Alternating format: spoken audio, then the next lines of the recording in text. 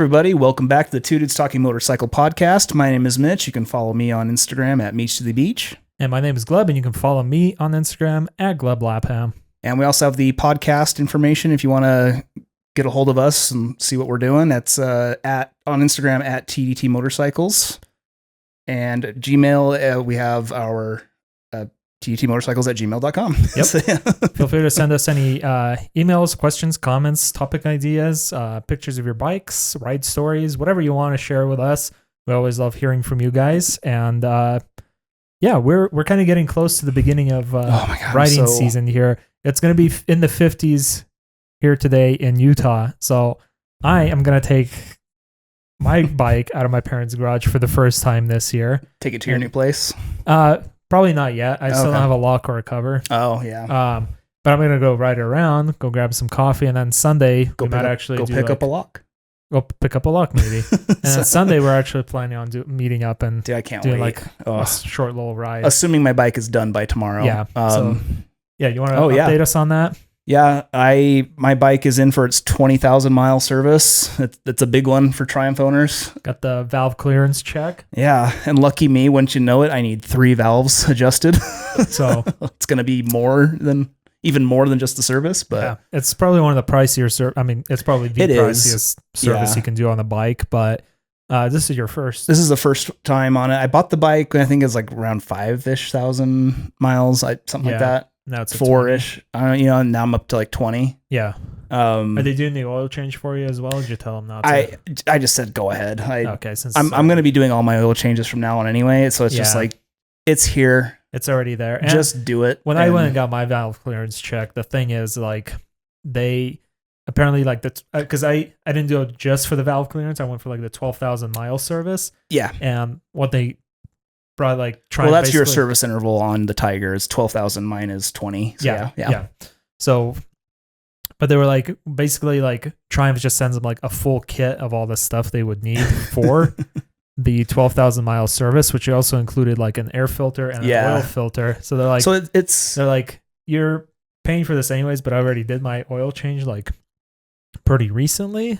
So what they were like, well, we'll just give you the oil and the air filter, so when you're doing it on your own you just already have it. So it's nice at least that, but it's kind of like, well, because you're buying the maintenance kit basically with all the parts and whatnot in it.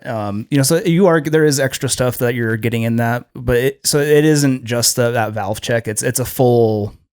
They go through pretty much everything on the bike and they just diagnose everything and then pretty much. And again, it's down here. All we really have is Eurosports Utah. So yeah, and they did a pretty good job with my bike. It was done within a day because mine didn't need adjustments. Yeah, like yours. But in the winter, it's a little bit easier because probably not as booked up. Well, they're not, and it's actually nice. They let me know today too. Was like the last day they're doing their winter like service pricing. Oh, nice. So okay, I'll take it. Yeah, a little discount there. That's pretty good. Yeah, but as always, I go in. There was no hassle getting it in. They don't throw any surprises at you, which is... And you're getting new tires too, right? Yeah. Oh, that's right. And I got new tires. Yeah. Same one as you. Trail Max missions. And Yep. They're pretty good tires. I do like them. Yeah. I did want to try... I was really wanting to try something a little bit chunkier for off-road when I can get back into it and everything. But it's like the mileage and... I was a big fan of my tires. I know they're not an off-road biter, but they're more road bias than off-road bias. I think they're like 60-40 or 70-30 split tire. On paper, but like I felt pretty good with them in California. I know I've seen some people reviews. People say like, they're not as the stickiest in like wetter conditions and wet weather and stuff. Yeah. But I usually don't try to ride when it's and when wet. We have, you haven't had any issues. So. No, I haven't had any issues. Just that oil slick. I always wonder like when I see reviews like that on those tires, it's like, are they talking about like wet conditions as in mud off-roading or on the road? Is it wet? I've heard asphalt, wet, like downpour asphalt. Rain and stuff like that. But I'm just like, I'll just not ride as hard and stuff. But like, I was really impressed with how long they lasted. Like my old ones, I still have my old ones in the garage because they were like, I think they were like at 12,000 miles. Yeah. And they were still like, they still had life left in them. Yeah. But I wanted to get fresh ones before California. So, and I'm planning on riding these until like 24,000 miles or so, depending on how much and how hard I ride. So I'm assuming like if you do more off-road riding, it probably wear them out a little bit faster. Yeah. I think, or maybe not as fast. I think I was able to put over 10 on those tires, on the old tires I have, the Anarchy Adventures. Yeah, Adventures. So, but yeah. So anyway, I'm getting the tires on. I'm getting everything done. Just like everything just kind of came all at me all at once. Yeah. It's like, you need tires. Oh, you need 20,000 mile service. Yeah. Hey, your battery doesn't want to charge. That's kind of how it was for me last year. Is like I got the tires. I wanted to do the service. I'm like, well, I'm just gonna knock it out all at once, basically. But it's gonna be done. So bike ownership woes. You just got to do what you got to do. But sometimes it'd be like that. Yeah. Honestly though, it's like it sucks paying for it, but I am just happy that I'm gonna have like my bike back, and it's gonna be like I don't have to fresh and not worry about it for a while. Yeah, it's like that is good. Yeah, so I'm happy. For today's main topic, we're gonna revisit kind of one of our early topics from a couple of years ago, and that's just we're gonna talk about some beginner bikes. More beginner bikes. So back when we first started this podcast, we had an episode just basically like beginner bikes and beginner advice. And we figured with the start of the riding season, or the riding season coming back, at least in some places, it might be, we just thought it'd be a fun idea to kind of revisit that, talk about some bikes we didn't mention before, some new bikes that have come out since then that are might be pretty good for entry level riders. Yep. And and I was just going to add to that too. It's just like more bikes that maybe we have or haven't recommended before, but like just ones that we don't normally talk about. Yep. Well, there's some in here we have talked about, but like it's just ones that we never would really be like. It's just a new topic, really. Yeah, so, something like that. Yeah. And but before we go into the main topic, we don't have some news, but Mitch did ride a new bike today. Well, new to him bike. Yeah, today. We're back to doing some ride demos now. Yes, which is very nice. Rides. Yeah. I got to ride a 2023 Kawasaki Z900 RS. And for those that are not familiar, that's kind of like Kawasaki's kind of modern classic looking cafe racer bike. Yeah. With an inline 4 engine, which is pretty dope. And yeah, honestly, like getting on that bike, it made me think. It's like, we've always known about inline 4 bikes. Yeah. But I just realized I've never ridden one. I have not ridden one either. And I have to say, we've talked about like on the Japanese like bikes, like it's surgical. There's not like that character to it, Yeah. We've mentioned that plenty of times now, but I don't know. Like, yes, it is very smooth. It's a very smooth engine, like revving through it, even like getting up there in the revs. It's a very smooth ride. But it's so responsive and peppy that I loved it. The bike felt alive. It did have a sense of character to it. Very nice. And that inline 4 is so rowdy. Yeah, I bet. Oh my gosh, that thing just wants to go, and you're just running through those and again, I'm coming from a scrambler with 8,000 RPM redline. And in this thing, I'm like, oh, it's time to shift. I'm like, no, it's not. Like, I can just keep going, man. What did you think? Like, did you get a chance to play around with any of like the electronics on it? Did it have like traction control? I'm assuming it had traction controls and ABS. Yeah. Did it have any riding modes by any chance? I should have looked. I was just having so much. I was having too much fun. One being on a new to me bike, on a style of an engine that I've never ridden before. Yeah. And I was getting maintenance on my bike. I'm rusty getting back into the riding habits of, getting my bike ready to take it, getting it out of storage and getting it to take it to the shop. Yeah. I took it for 2 rides, having this week, and both times I forgot my earplugs, and then like my neck gaiter. Yeah. Too. And it's like, I gotta get back in the habit of. It's just, it'll take a second. It will after winter. Yeah. What else kind of did you notice about the bike? What was like the most standout thing for you? Oh man, it was such a new experience on like for what we're used to from our bike input back or feedback to us, Yeah. One thing I can say though from a Kawasaki that I was honestly really surprised with from my experience with owning a Honda seats suck. Oh yeah, you said the seat on this was like super comfortable. Yeah, sitting on this, another Japanese bike. I just had an assumption that with Honda, Kawi, and Yamaha are just gonna be crappy, cheap seats, right? No, it was actually better than your Scrambler seat. Yes, actually. Because your seat, for some reason, like you've had that bike for a while, it still feels like sitting on the rock. And it's all the Scramblers. Yeah. It's all the Scramblers. I don't know. But then the Bonnevilles are super soft. And even the street Scramblers are super soft. Yeah, I didn't mind those too much. But yours is a hard seat for some reason. Mm-hmm. Yeah. So, but it is more comfortable than my Scrambler. Interesting. It was wide. It was cushiony. And the riding position, it is like you are upright and a little bit forward. Okay. So it is like it is a pretty upright, but at the same time, I could easily tuck in and nice. Be a very law-abiding citizen on the road. Course, always. Yeah. It was honestly a really good surprise. So I would have to say, if you have not ridden an inline 4, a 9, and say you ride a big bike, you've got a big CC engine, right? A 900 inline 4, especially from this bike, is nuts. Really? It was a lot of fun. It was a lot of fun. I want to try and get my hands on. I mean, we've talked about this for like a year now. Like, we do want to expand, go into different brands and stuff, because we've been primarily riding European bikes. And we've talked about the big 3 or big 4, KTM, and all that. Yeah. And that's primarily because we do have like a really good relationship with our local, Eurosports Utah. Yeah. And they sell BMWs, Ducatis, and Triumphs. So we have a really good relationship with them. So we kind of have like an easier way in to do some demos and some rides with them. But hopefully we're still hoping to kind of like expand to other brands. It's nice because they're kind of just one shop. They're not like this big company that's running a bunch of dealerships. Like we have Young or Carl Malone around. Yeah, I mean, there's it's mainly really Young. I don't remember the Harley dealers. I know, like back when it was Harrison, I know there was like some sort of relationship, like with like a car dealership or something.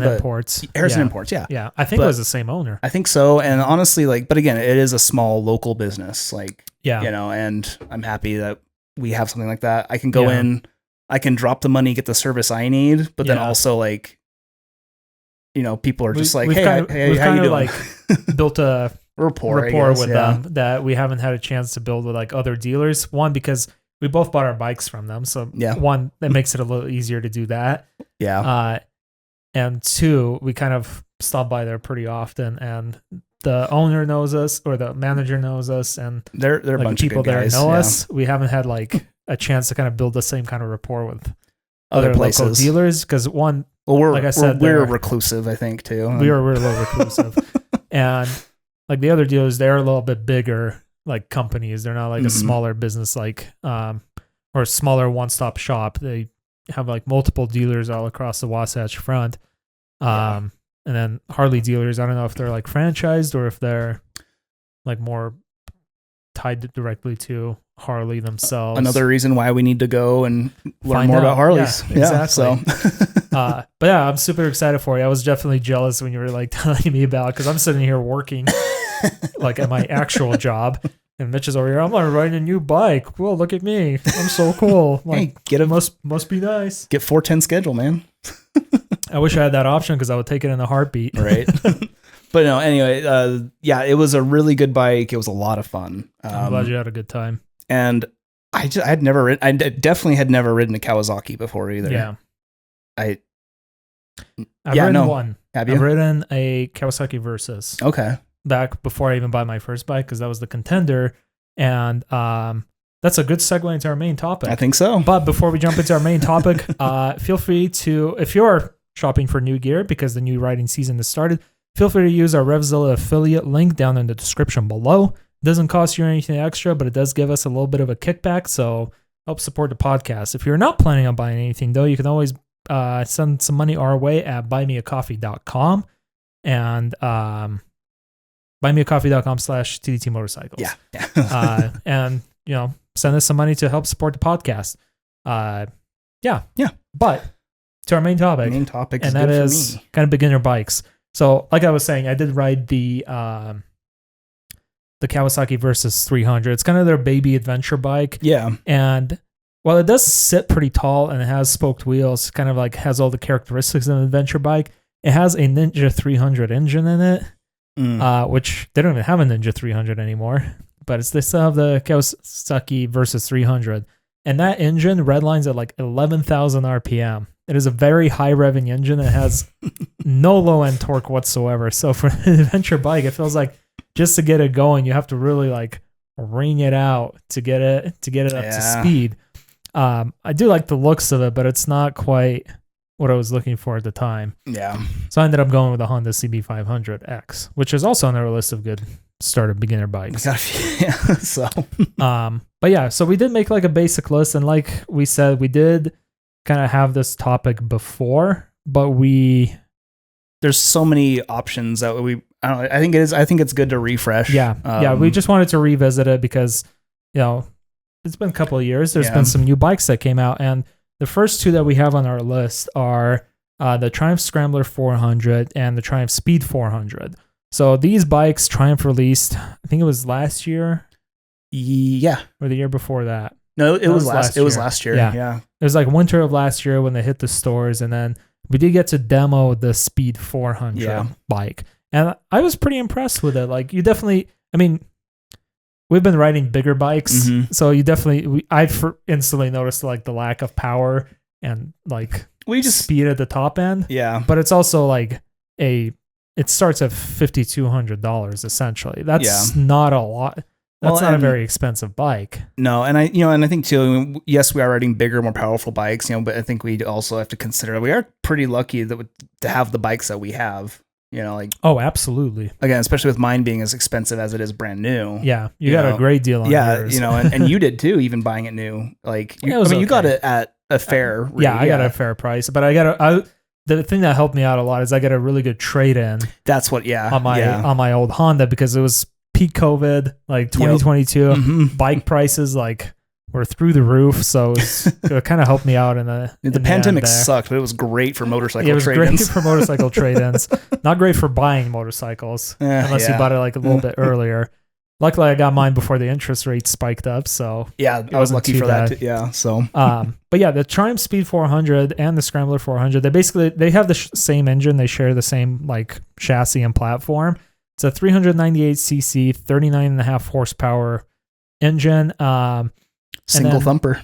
Low thumper, yep. It is built by forgot or put I don't want to say the wrong thing. It's built by an Indian bike manufacturer whose name starts with a B or a P. I think it's P, yeah. P, okay. Bajaj or something like that. Something like, yeah. I can never remember where it starts. Mitch is looking that up, so I'll talk about it more.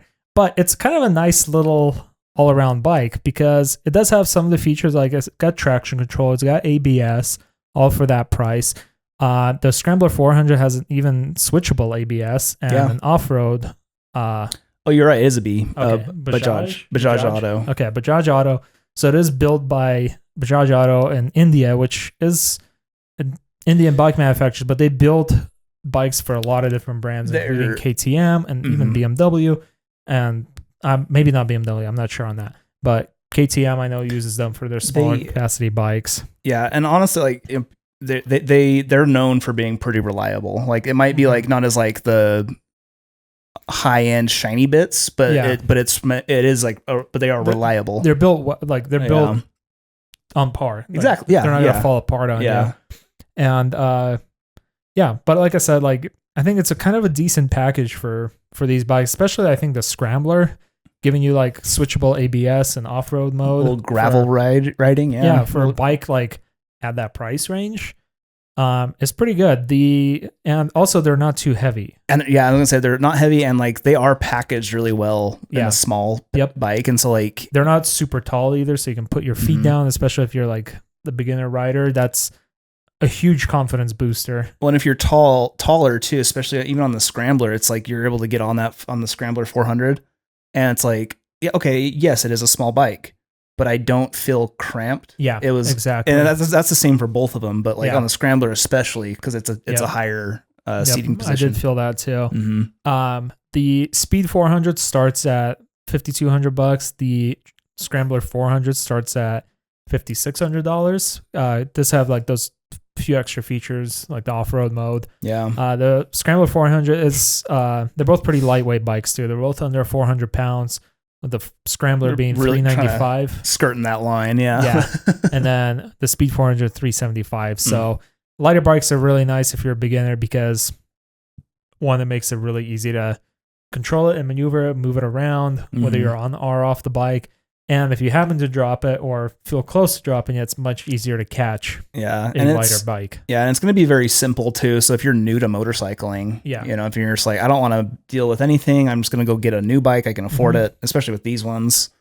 It's like, it's going to be very simple for those newer riders. Yeah. So, or if you just don't care about those features. Exactly.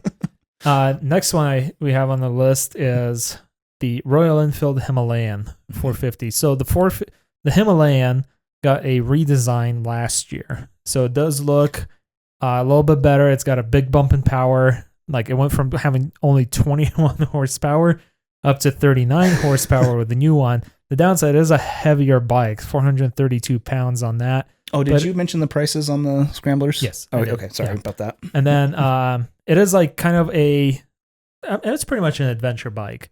It does have like this old school retro look to it. I do like the dashboard that Himalayans. It very much has the same like energy or vibe as like the Scramblers. Sort of. Yeah. Like it's got like that old retro Bonneville-ish look. What would I call that? Like I don't even know. I guess modern classic. I would put it like rugged classic look. Yeah. Or something like that. That's the best way I can describe it. Yeah. It's got the round headlight, the round turn signals, the steel frame, and just kind of very like just heavy boys kind of put together design. I kind of like it. I love that. Aren't the biggest fans because it does look very like old school.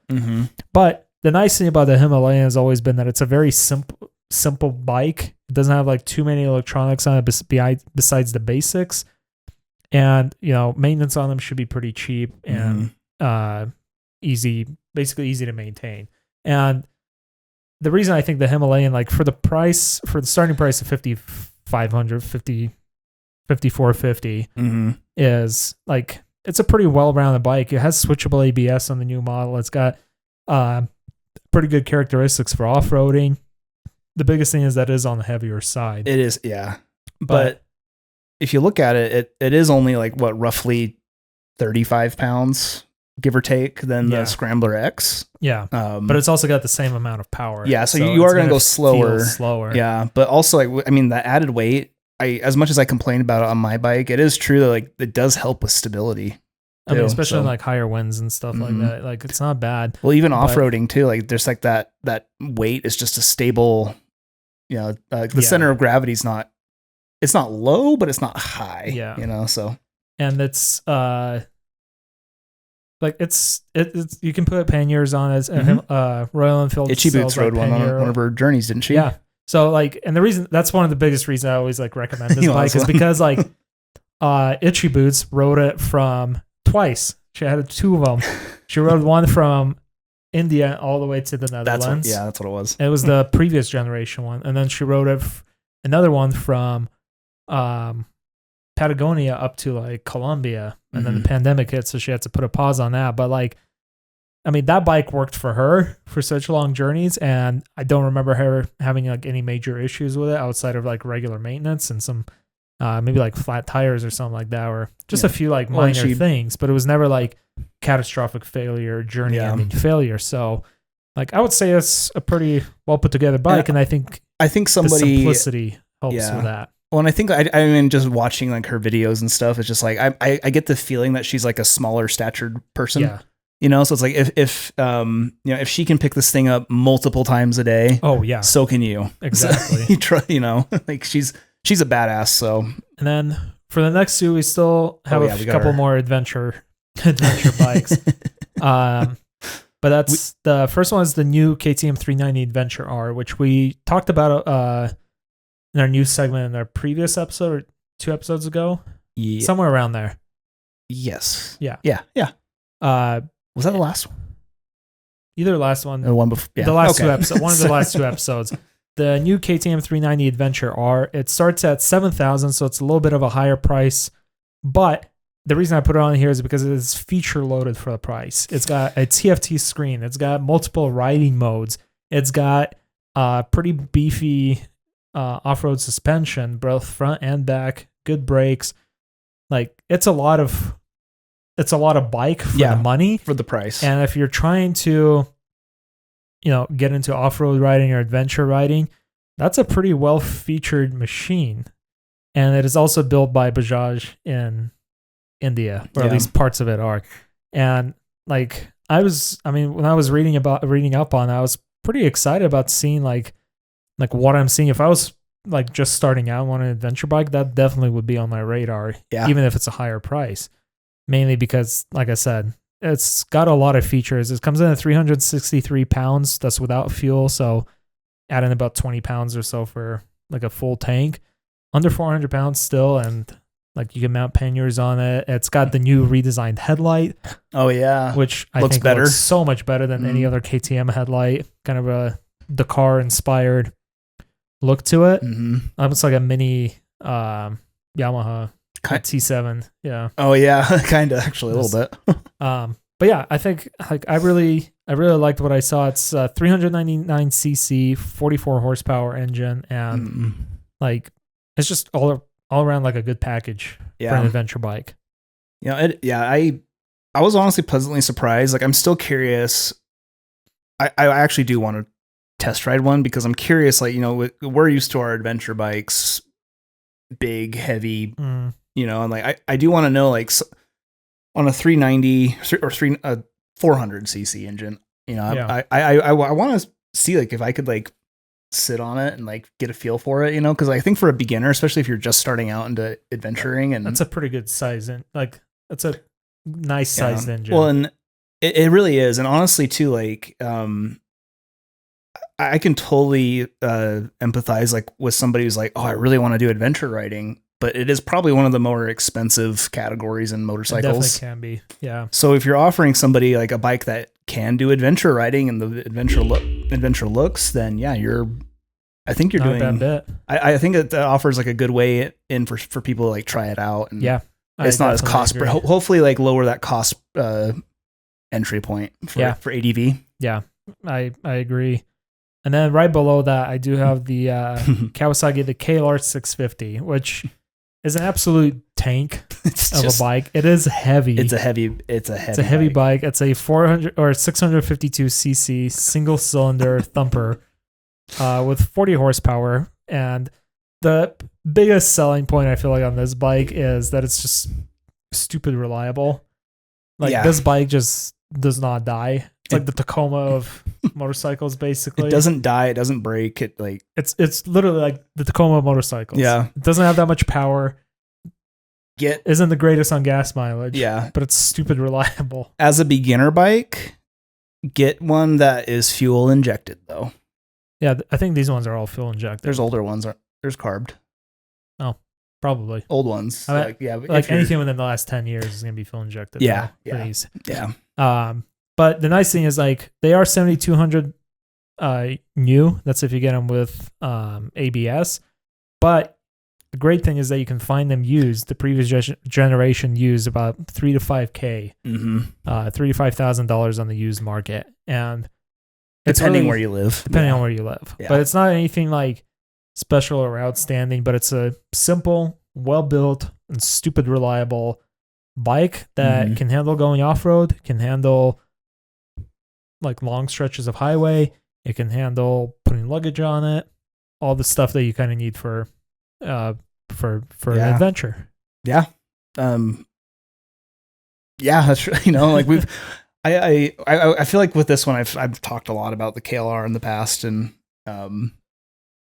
it's a pretty solid bike. It is. If you're like, I'm going to get into off-roading, or I just need like, just I don't care about the looks. I don't need anything flashy. I just want something that's just I can take outside, Take outside.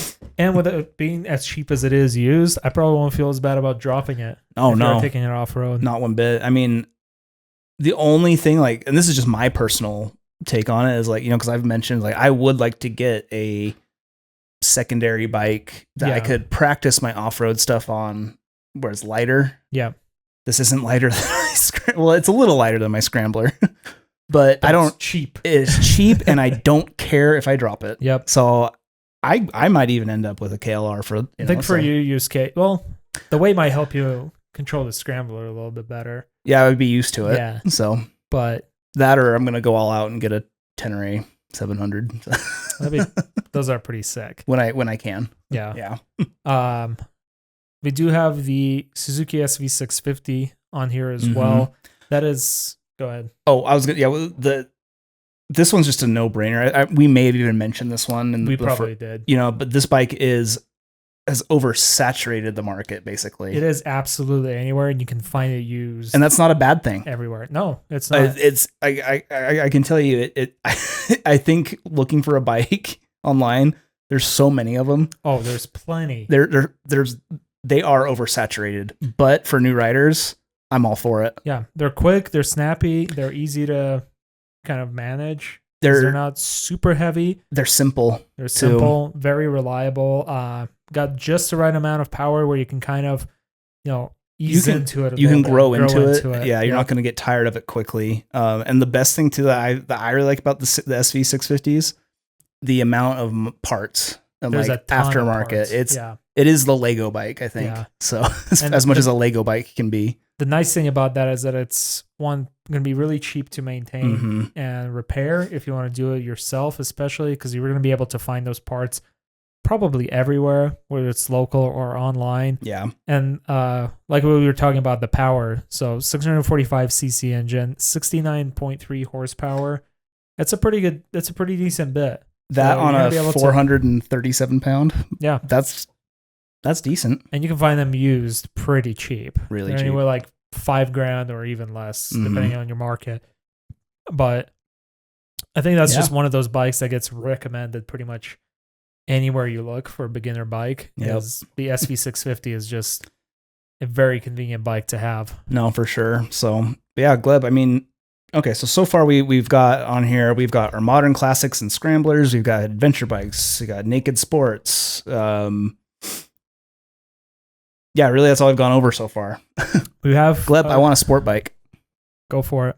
So I want Get the Ninja 400. I'm a new rider and I want a sport bike. Ninja 500. There we go. For new. If you're buying new, this is what Kawasaki has for you: is the Ninja 500 or the Z500, and I believe the Z is the naked version. Yep, yeah, that's the naked one. Both have the same engine, 451cc, 51 horsepower, so you still get like a good bit of oomph from it. Yeah, they're lightweight, 374 pounds for the Ninja, and then 368 for the Z. So super light. Yeah, good power. Easy, approachable, and you see them everywhere. Yeah, so you can probably find the Ninja 500. I didn't see too many used ones, at least not on Cycle I think Trader, it's a newer. Because I think it just came out last year or so. Something. It came out very recently. Like you're not going to see probably not going to see a bunch of 500 Ninjas around yet, but you can find the Ninja 300 around. You can find a 400 everywhere, or 400. You can find them as low as like $2,000 to $3,000. If there is a digit that is divisible by 0, I think there's a Ninja with that number probably. On it. Like there is a ton of the older Ninja 300s pretty much all around, but the 500, the new 500s and the Z500, they start at $5,600. So if you want like to jump into the fully fared or the naked sports bike category, that is a pretty good one to kind of consider, because once again, all these Japanese bikes, they're going to be very reliable. They're going to have a billion parts available for them because they're everywhere. And I'm pretty sure, like, even though it's a bigger engine, I wouldn't be surprised if there's older parts that are interchangeable with the newer bikes, like with the chassis or fairing things. Yeah, like, I would hope that they wouldn't change stuff like that, forcing you to buy a too new. Much. Yeah. I mean, they might, but it might. It's still like a fairly approachable price, fairly approachable weight, and a decent amount of power that still gives you like headroom once you get more comfortable on the bike. The Ninja 300, you can find ones used for like $2,000 to $3,000. Yeah, stupid cheap. A really good way to learn, honestly. Yeah. Like if you're just like, I just want to ride, I'm going like, my mental health is in the dumpster. Like I need a hobby, I need to ride, but I don't make a lot of money. Just don't be a squid. Yeah, just get gear. Yeah, just get some gear. We got a whole episode on that. And then yeah. So I think we obviously talked about it where we made the episode, but we have, I think the Ninjas are perfect for beginners, even if I think they're pretty nice. Even if you might not want like a fully faired bike, try the Z9, the Z500, the Z. I don't know. I don't think they. But I don't think they do. I don't know. Try the naked equivalent of a Ninja 300. Mm-hmm. Yeah, I mean that's like and that's that. We're mentioning the Ninja 300. I mean Yamaha still makes the R3. Yep. Honda's got MT-03 as well. Yeah, it's in the same category. Honda's got the CB350. Something like that. 300, I think. I think it might be 350 now. Okay.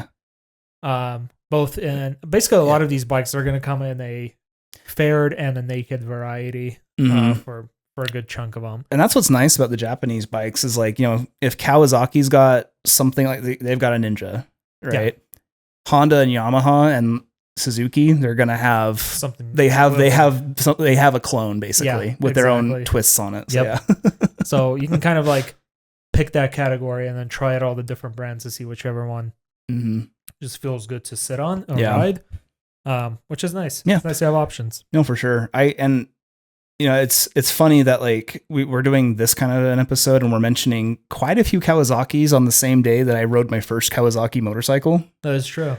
And it's a coincidence. I have to say, I mean, like this isn't new information for anybody in motorcycling, but yeah, I mean, Japanese bikes are a really solid. They're solid. They're reliable. Mm-hmm. Sometimes they're affordable. And they're affordable. And sometimes they might not be the most like exciting, but they do have some exciting models here. Yeah, I was very surprised with that inline four because I knew inline fours are awesome bikes, awesome machines, but I never touched one. So it's pretty sweet. Yeah, and that brings us into the next one, which is cruisers. That's the category you started off. I don't know why, but I did. So. You did. I remember when you had your that's why I did Rebel 500. That's why is because my first bike was a Rebel 500. It was a Japanese sporty bike or sport cruiser, basically. Yeah. And it's just like that cruiser look and vibe to it, but with a engine that is it's a sport bike engine. Yeah, essentially. So. And my first bike had the same engine too. It's just tuned a little different for a little lower end torque, but same engines. So. Yeah. And in terms of like, if you're going to find like what kind of torque setting and everything you want, you're just going to have to ride the bike and see what you like and what feels good and what you want to do with the bike. But outside that, the next one is also a Kawasaki. This is the Vulcan S sport cruiser coming in at 649 cc's at 65 horsepower. It's a pretty good bit of power. Mm-hmm. With it is a good bit of power. With that being a larger engine, larger capacity, it does have a higher weight. It is a heavy boy. It is. It's it's nearly 500-pound bike. But again, you're getting into like that cruiser look. It's going to be like a thicker boy, but not heavy. Cruisers generally are like heavier bikes and stuff. But I do like the look of the Vulcan. It's got the V-twin in it, and I think it looks like pretty cool sitting in there. And then it does have that offset rear shock. That's what I was gonna say, like, if you want, and you can find these used too. So you can, if you want like a muscly looking cruiser as your first bike, and you don't want to drop a crazy ton of money. Like, this thing looks mean. It does. And that rear suspension that Gleb mentioned is it's a offset mono shock for the rear that sits on the right side. You can see it on the right side. It looks really and it just cool. delivers like a really nice, like unique look to a cruiser style. So I agree. And they used to make these, I don't know if they still have this, but they used to have these in this like dark green, like color. Yeah. And it kind of flowed from like green to like a darker green. I don't know. Are you telling me Kawasaki made bikes in green? I think that's their favorite color. But this wasn't like their usual Monster Energy green. This was like a darker and more subtle green. And I really liked how it looked, especially like the green tank and then like the blacked out like engine and chassis. Made it for a really cool look and just kind of gave it this like kind of mean and not aggressive, but just kind of like standout look to them. Yeah. So I will say like Kawasaki nails their colors pretty good. They do. Yeah. When they pick a different shade of green, they do well. But I mean, And this bike too, like again, if you just want to buy it brand new out the doors, you're the first owner, the only owner. You're going to be looking at for the base model with ABS. We're going to recommend ABS all day. Yeah. So that, yes, ABS model, it begins at $7,899. They also make a cafe trim that has like a little cowling windscreen on it. And that one begins at $84.99. So a little bit more on a higher price, but if you want like you're sub 10 grand. Yeah. Mm-hmm. Sub 10 grand. But if you want like a kind of a peppier and a little bit more powerful cruiser bike, that one's good. And I really like the looks of it. Yeah. I think it's a good looking. It is. It's a good looking cruiser. And yeah, once again, like this is with a lot of these bikes, except for maybe like the ones that are newer. Yeah. At the top, but like these are going to be everywhere. They're going to be everywhere, and you can find ones used probably for like $2 to $3 grand less than a brand new one. So yeah, keep an eye out for that, because I think that's also like a good one to consider, especially if you want a cruiser. Yeah. And I never got to ride one. I almost bought a Vulcan instead of a Rebel. I went with the Rebel. It was a little bit cheaper. And honestly, I didn't know much of being a new rider too. And I was like, ooh, $650. That sounds scary. Yeah. That's the big endorsement. I think the nice thing about cruisers is that they're very low to the ground. So it kind of feels less intimidating because you can very firmly plant your feet on the ground. Yeah. And like balance the bike, and it's a bit harder to drop. They're not top heavy. They're close to the ground. And I think that can help a lot of newer riders kind of feel more confident on it.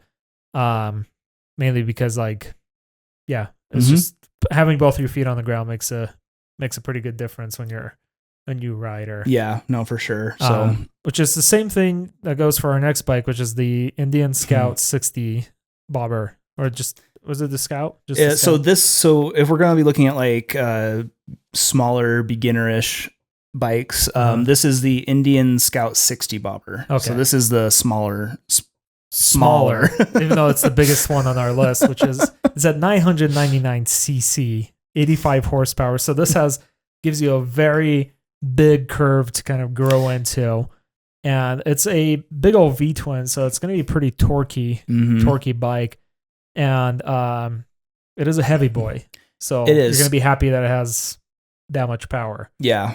This bike's coming in at 536 pounds, which for a new rider, even a moderately experienced rider, that's a heavy bike. That's a heavy bike. I got a chance to ride one a couple of times, and I really love the look of the Indian Scouts, especially like they have this kind of like reddish color with the Indian logo on the side, and like the chrome pipes.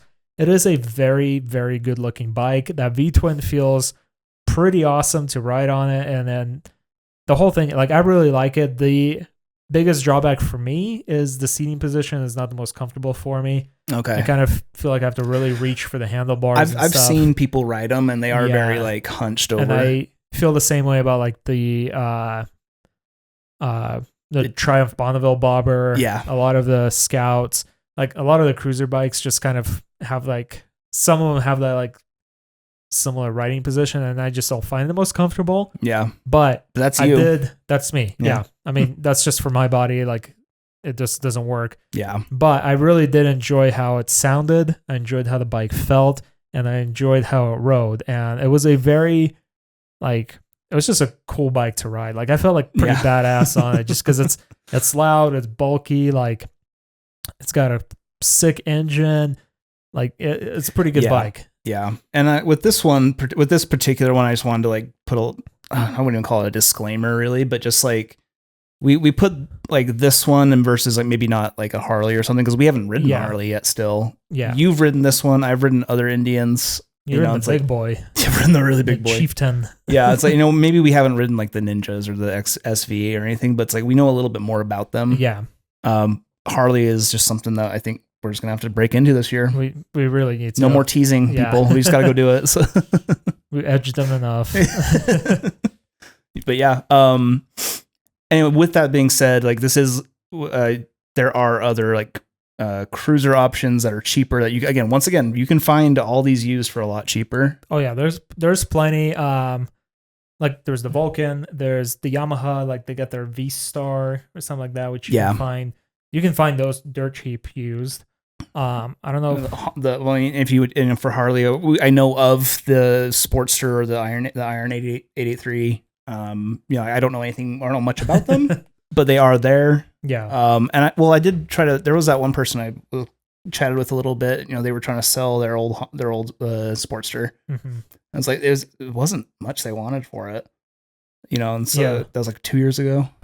And I just want to throw it out there as like, I think there's so many cruisers, especially here in the US. I feel like they're so popular that you'll be able to find like not just the Scout, not just the Vulcan, but so many different both American and Japanese cruisers, pretty much like everywhere in the used market. Mm-hmm. They're very, very common bikes around here. Yeah. Well, and with this guy, with this Indian, the Scout 60, just so everyone knows, this one does start at basic 10 grand. 10 grand. This is like where we're at that 9,900. That's brand new. Yeah, brand new. But you can find them used probably for I would 2 to 3 grand cheaper. Yeah, so if they're 10 grand new, you definitely should be paying less if you find a used one. Yeah. So and then finally on our list, we do have this kind of I threw in at the last minute. And this one's a fun one, like a unique. It's a little bike. Yeah. So it's the BMW G310 R, and then they also have a GS version. It's kind of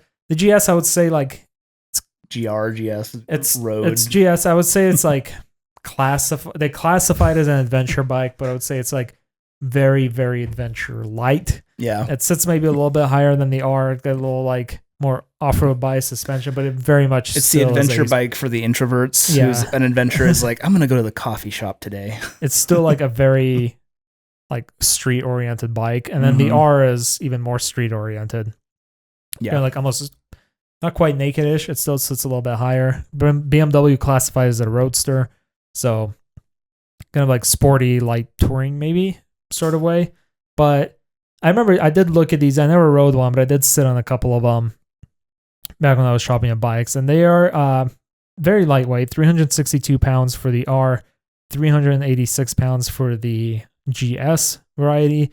And from what I heard, like they're pretty like just easy bikes to ride. They have a very easy like power band and kind of just if you're puttering around town, maybe hit like a few light twisties and stuff like that. Well, we listened to the audio of like the revving and everything on there. It doesn't sound too bad. It doesn't for a little 310. Yeah. It's a 313cc, 34 horsepower engine. It's like a little thumper. But the nice thing is that these bikes, the R starts at $5 grand. Wow. And new. And the GS is at 5,700. I think the GS has like a few more kind of off-roady features. I didn't look into it too much, and like a different suspension setup. How would you compare its off-road ability? You researched this one a little more. How would you compare its off-road ability to like say like the Scrambler 400? I would probably put it like on the same level. Okay. I don't see the 400 doing anything like crazy off-road. Same with this one. Yeah, I mean they're with this one. They're pretty comparable. They're kind of comparable. I think the GS it's a modern look. Like it's a modern looking bike versus like a classic looking bike. And my quick little search on Cycle Trader, I saw some as low as like $3,000 used. And like it's a decent bike to start out with. It's a low entry point. It's got a decent amount of features. Mm-hmm. It's got the BMW name tag, so like I'm not sure where this one's built, but I also think it's built in India. Probably. But from what I heard, like it's a fairly reliable little bike. But I think just the price to feature and performance ratio, like it's pretty good. So I threw that on there. And before we wrap up, I also wanted to throw in an honorable mention of the CB500X. Of course, yeah, because that was my first bike, so I'm a little biased to it. But you can find them cheap. You can find like a 2018, 2019 model. 2019 does have a little bit of has a bigger front wheel, so a little bit better off-road for like $4 to $5 grand. Yeah. You can find a newer one. They start around like 7,000 or 8,000, and the new ones have a bigger front wheel. Once again, they inverted the shocks and just a little bit better brakes, a little bit more off-roady ish, but they're lightweight. They're cheap. got the Honda reliability, very approachable first bike. I highly recommend it. Yeah. I agree with you. I think if I had to do an honorable mention that wasn't on this list, even in the case of like my dad with his Honda Shadow. Yeah. He got that thing for so cheap. The Shadows do look dope though. Yeah. It looks great, but he got that thing for such a good deal and so cheap. If you really it's like, I like a cruiser. Yeah. You can find anything out there for dirt cheap. Yeah. Yeah. So, I mean, for pretty much any bike, like we've listed like a few ones and starting like at new prices and then a couple of used prices, but like whatever category of bike you want, if you really want to save money, the used market will probably have the bike you're looking for or close to it for a considerably smaller price than a brand new one. And it saves you on dealer fees, like all the extra bullshit that dealers like to tack on there. Yeah. So just like take a look around your local market and see what you can find. Just do yourself a favor and just see what you got. You know, if that's not if buying new is not in your price range or it's going to be a struggle, like you can find nice used. Yep. So, and just to like reiterate like a few points of like purchasing a beginner bike. So biggest things to consider is like, obviously the price is going to be a big important factor for most people. Second thing I would say like safety and safety features like traction control, ABS. Traction control is a little bit harder to find on like lower end bikes like the ones we mentioned, but a few of them have them, especially newer ones. ABS is a lot more common, and I'm very in favor of having a bike with ABS. ABS just because has been helpful. It does help you stop much better, much quicker. Despite like I know there's people saying like, oh, if you just practice the progressive braking and stuff, you can stop. But if you're a new rider and you get into a situation where you need to stop quick, very likely you're going to panic. You don't have a lot of experience lock up to those pull brakes. From. Yeah. Yep. You're going to lock up those brakes. So ABS is just kind of like a very nice safety feature that's going to help you feel better and more confident on your bike. And also I think like the important thing is like when you get a bike, go out and practice. That's a big part. Emergency, like just pull your brakes all the way in and see how ABS feels. Cause it's a little weird at first because it kind of has this like little kind of like tick to it. Yeah, but it works just like car ABS. It's designed so your brakes don't lock up because if you do that on a motorcycle, you're fucked. Yeah. You're fucked unless you're most likely. Yeah. The other things to consider is like dealer network, especially if you're buying like more new. So if you have like a warranty claim that you need to do or some kind of warranty, or if you buy a used and the warranty is still active. Like that. Yeah. It's nice to have a dealer that's close by or easily accessible to do that kind of work. And then like comfort, you should feel good on the bike. Like if you're sitting on it and you're like, I really don't like how this feels, it might not be the bike that might be right for you. Like take your time at a dealership, or if you're looking at a bike, sit on it for a little bit, look at all the little features, play around with it. It's good. Like it should feel comfortable. It's like getting a pair of shoes. You put on the pair of shoes, it should feel good on your feet. Right. It shouldn't be like awkward or hurt or uncomfortable. Yeah. And to follow up with you on that too is like when it actually comes into like inspecting a used bike too, I think that's a whole other episode definitely. Yeah. But what I can say is, we're not there. We're not going to pick out your bikes for you. I'm not taking that. Yeah. I'm not doing that. But if you have a friend who's getting you into motorcycling and they know a little bit about what they're doing, take them with you to look at a bike. A very mechanically inclined friend. Yeah. Just take them to look at it, I will give a shout out to Fort9. Oh yeah. They do have a whole like video on purchasing used bikes, which I thought they did a phenomenal job on. So I recommend. Oh, did they? I don't think I've ever seen that. It was like probably 5 or 6 years ago they made that. Okay. Yeah. But I recommend checking that out. It's really good. Well, there you go. We don't need to talk about it then. And then last of all, I have on the list the cool factor. You know, you want to feel cool on your bike. You're getting the bike because it's cool. Bikes are cool. Motorcycling is a vain hobby. Yeah. So just get one that makes you feel like a badass and roll with it. But also make sure it's still comfortable and stuff. Don't just get it because it looks cool. And because there's plenty of bikes that I've been on that I'm like, this is sick. But I cannot be on here for more than 20 minutes because my wrists hurt, the Panigale. Yeah. But yeah, that's all I have. No, that's pretty much all I have. Yeah. I mean, I hope that, if this may have been repetitive to some, but for anyone who's new, I really hope 2025 is your year to start riding. Yeah. So. Buy a new motorcycle, send us an email showing us what you got. Mm-hmm. If you're getting your friends or family members or whatnot into motorcycling, give them, let them know. Tell them to check out both our first episode and then this one. If I may give a quick little shout out. Yeah. A fun little, just very, very quick wrap up. Today, a stranger approached me as I was riding my bike to the shop, as I mentioned to you. Oh yeah. She was curious about riding. She wanted to get into riding, and I loved that. I love it. So guys, if you, for those who do ride, if someone who doesn't ride, like, hey, could you like answer questions, or anything like that? Like, answer them. I think having somebody, especially in today's day and age too, it's like if somebody comes up to you to approach an interest in your hobby, that should be rewarded and reciprocated. 100%. So Sydney, thank you for making my day. I hope I gave you some information. That's pretty much, I think that was awesome. Yeah, I love that. If you know anybody who's going to start riding or wants to, hound them. Peer pressure. Take an MSF if they're not sure. Yeah, exactly. Yep. Exactly that. But anyways, thank you guys so much for listening. That's it. That's all I got for the episode. See you guys. We'll see you next time.